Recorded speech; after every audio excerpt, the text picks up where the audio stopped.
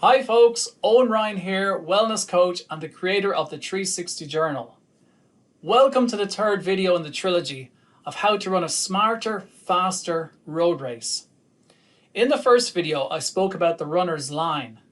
In the second video, I spoke about aid stations or hydration stations. In this video, I'll be focusing on various things that will affect your race. So I'm going to cover a few things this time, rather than just focusing on one single area. All, of course, with the intention of helping you guys run a smarter, faster road race. Cool. The first thing I'll talk about is pacing. Now, going as fast as you can in a 100-meter sprint is a really good tactic. But doing that same speed for a marathon isn't a good tactic. Unless, of course, you're the Flash. So how should you pace a race? Especially if you've never done that distance before. My suggestion is that you look at how long your longest long run took you. Then work on an estimated finish time from that. Prorate it up and allow for how you felt when you did it. That becomes your target time to finish the race. Now some of you are probably thinking, damn, I wish I recorded or could remember clearly all that information. Well, that's exactly what the 360 Journal records. Wow. Imagine that, such a timely plug for the journal. So back to pacing. You should aim to do the first half of the race as fast as the second half. We call this even splits. Some go with the view that you should aim for negative splits, so do the first half slower and the second half faster. Again, that depends on you. Are you a slow starter or not? Another thing to take into consideration before you decide your pace is the terrain of the race. Maybe the first half is all uphill, so then you wouldn't aim for even splits or negative splits. So as you can see, there are a few variables when it comes to pacing. The handy option for pacing is to join the pacers in a race and let them do all the work. Now most large races will have pacer bands, and very often they will follow the even splits. Now it would be a good idea to ask them how they're going to approach this, so then you'll know. Now pacers are normally recognizable by wearing balloons. No, not this guy, avoid him. Generally they will have times written on their balloons. I like to stay just ahead of the pacers in a race, and you'll know why if you watch the second video on aid stations. Also, if you know your predicted finish time, then make sure that you get into the pen that has your predicted finish time. Don't go into a slower pen or a faster pen. In a faster pen, everyone will pass you out and you will be in their way. And in a slower pen, you'll experience that same problem. So be courteous and do go in the correct pen. And if you can get up near the front, even better. Because there should be more space up there so you can follow the runner's line, which is something I spoke about in the first video. Next, we'll take a look at the portaloo, which for our overseas viewers is the porta potty. Or look, let's just call it the toilet. Going to the toilet during a race is costing you time. Sometimes there can be queues at the toilet, which cost you even more time.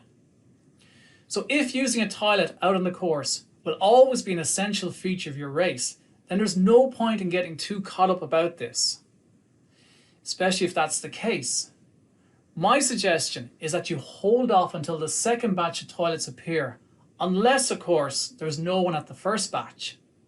Now, the reason I suggest this is because you won't be alone in seeking out toilets, and most will stop at the first batch.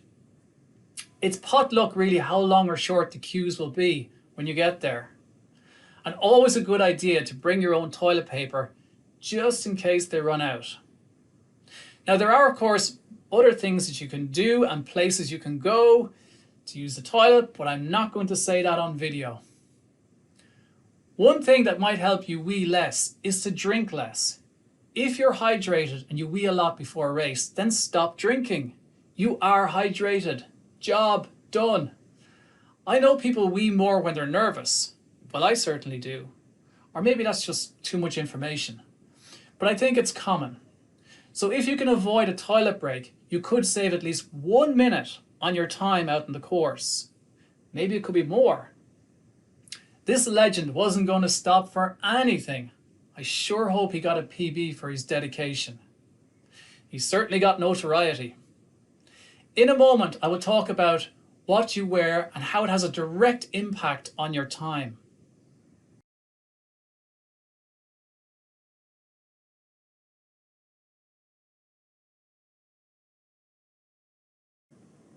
Believe it or not, what you wear can have an impact on your finishing time.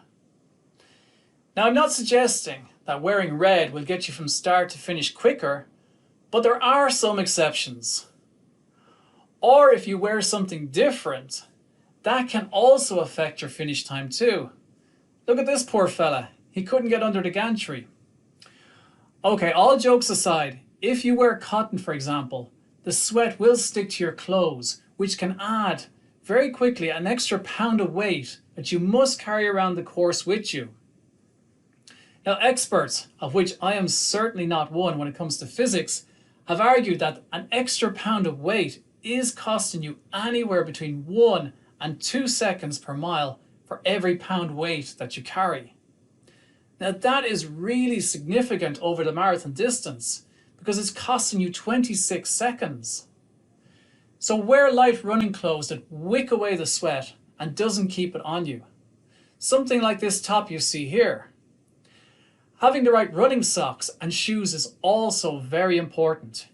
If you get blisters, for example, you might slow down because they're hurting you.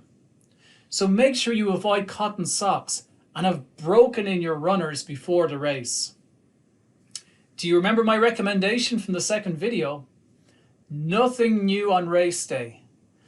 Well, that also applies to equipment as well. Last thing on clothing is that most races start in the morning and it might be quite cool. So you'll have the dilemma of how much clothes to wear to stay warm, knowing that once you get going, you'll need to take them off and dump them somewhere. Now, this is a dilemma because if you're cold at the start of the race, you will lose time and maybe lose confidence as a result. So it is important that you don't get cold before a race. I can remember an ultra race I did in Connemara where we hid it behind the bus before the start to stay out of the way of a snow shower. So my suggestion is that you bring a top or leggings that you don't want to keep. Now, they could be old, but most importantly, wear a bin bag to keep the wind and the rain off you. Now, I'm talking about a proper strong one that almost keeps you warm and goes below your waist, not some flimsy yoke that's blowing up around here. So make a hole for your head and arms, and before the race starts, put it in a bin or tie it to a barrier if you're in the starting pen and you can't get near a bin, so it doesn't blow away. Now, for most of us over 40s, we already know how to do this because bin bags were our Halloween costumes back in the day. The last thing I'm going to speak about to help you run a smarter, faster race is your attitude. If you come with the right attitude, then everything is possible. And the same applies for your life outside of running. Yes, for the record, there is a life outside of running. Try telling that to someone who's tapering for a big race. Anyway, if your mind is really negative about the race on the lead up, that might just be nerves, which is fine and natural, but it might cost you time on the course because nerves will drain your energy.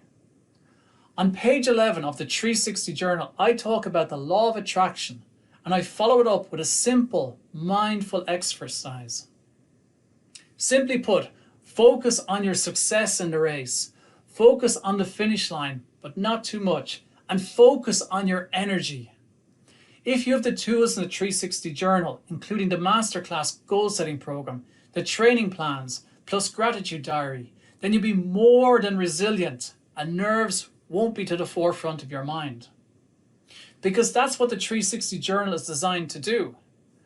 Going into a race tired means you probably won't perform to your best. Okay, I'll leave it there. If you found this useful, there are 2 more videos on how to run a faster, smarter road race sponsored by the 360 journal. Good luck.